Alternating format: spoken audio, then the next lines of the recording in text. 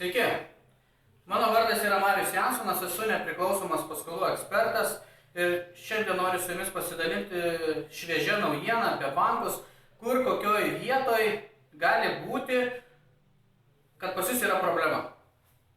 Tai yra, noriu pasakyti, kad gali būti, kad bankas skaičiuoja jums palūkanas ne taip, kaip jūs tarėtės tą dieną, kai pasirašėt kredito sutartį. O tai gali jums kainuoti panašiai, nežinau, nuo 100 tūkstančių, apie 20-30 tūkstančių daugiau bankui sumokėti nuo palūkanų. Tai trumpai aš jums tiesiog pristatysiu pavyzdį ir jūs būtinai pasižiūrėkit, ar pas jūs nėra tokia situacija. Nes jeigu ta situacija yra pas jūs, kurią aš dabar papasakosiu, kitą savaitę mes kalbėsim apie tai. Kaip išspręsti šitą klausimą, kaip šnekėti su banku ir kaip sumažinti va šitas permokamas palūkanas ir ištaisyti banke klaidą. Nes atkreipkite dėmesį, pavyzdžiui, jūs visi turit, jeigu tie, kurie turit kreditus, pasižiūrėkit, koks pas jūs yra likutis. Ir jeigu jums, galbūt, sakykime, internete nerodo, aš nežinau, draugauju su internetu ar ne, pasiskambinkit bankininkai, paklauskit, koks yra likutis ir kiek metų liko iki kredito sutarties pasibaigimo. Pavyzdžiui, aš kaip pavyzdį paėmiau, kad likutis yra 200 tūkstančių ir dar liko mokėti 30 metų. Atkreipkite dėmesį. Jūs tiesiog pasimkit, ką jūs tikrai žinot, kiek šiandien mokat į mėnesinę įmoką. Aš kaip pavyzdį tiesiog jums paėmiau, kas vyksta. Tai yra, paėmiau 1,2 procentus. Čia tose bankuose, kur sakiau, yra iš tikrųjų, manom, kad tai yra klaida bankuose. Taip? Mokat, pavyzdžiui, 400 litų. Tada paimkite tos 400 litų, padauginkit iš 12 mėnesių. Tai yra, paskaičiuokit, kiek sumokat per metus. Atkreipkite dėmesį. Per metus mes sumokam 4800 litų. Aš jau skaičiuoju čia su palūkanom.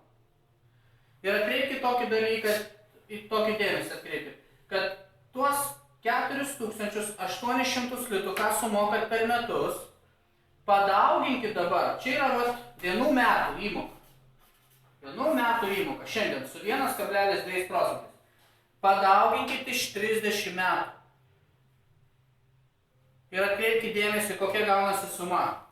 Gaunasi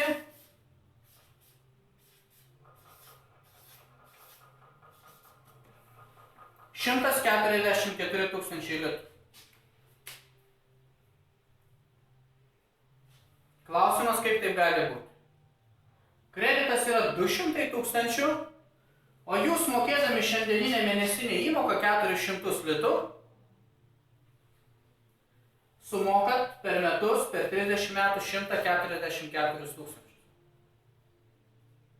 Painu? Iš tikrųjų painu.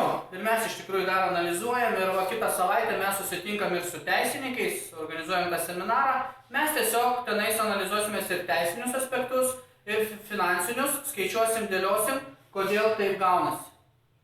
Nes kaina yra labai didelė šitos klaidos. Jeigu, pavyzdžiui, jūs, elementariai pasakysiu, kai kuriuose bankuose, pavyzdžiui, šiandien mokat su 1,2 procentais 662 litus. Tam, kad grąžintumėt kreditą. Nes atkreipkite dėmesį, labai paprastai, paimkite skaičiavimo mašinėlę, paimkite 200 tūkstančių litų ir padalinkit iš 30 metų ir padalinkit iš 12 mėnesių. Jūs gausit tokį skaičių, mėnesinę įmoką, tai yra be procentų. Tai yra 556 litai, tai yra ta pinigų suma, kurią jūs privalot mokėti 30 metų, tam, kad grąžintumėt 200 tūkstančių litų. Tai klausimas, kodėl šiandien kai kurie bankai skaičiuoja jums tik 400 litų ir jeigu jūs taip toliau mokėsit, kodėl gaunasi mažesnė suma. Tai šitoj vietoj tiesiog, jeigu jūs matot šitokią problemą, kad čia kažkas yra ne taip, tiesiog čia mes dabar laiko daug neturim aiškintis, bet aš tiesiog jūs kviečiu kitą savaitę prie mūsų prisijungti ir kalbėsim apie tos dalykus. Taip? Kur kokioje vietoje bankai yra ką paslėpę ir kiek jums iš tikrųjų kainuos šitas kreditas. Ir tikrai ne, kaip juokaujam, kartais sakom, vieną butą pirkti savo, vieną bankui. Patikėkit, tikrai čia bus bankui nupirktas ne vienas butas. Taip kad, tikiuosi, supratot formulę. Kalbėsim ne tik apie lininį anuitetinį metodą, bet dar kalbėsim apie banko maržas labai daug. Kaip bankai pakelia, sumažina banko maržas, kaip vienašališkai jas nustato. Taip, nesakom, kas yra teisus, kas neteisus, bet tiesiog duosim patarimų, kaip nepakliūti į tokias, pavadinkim, pinklės su bankais.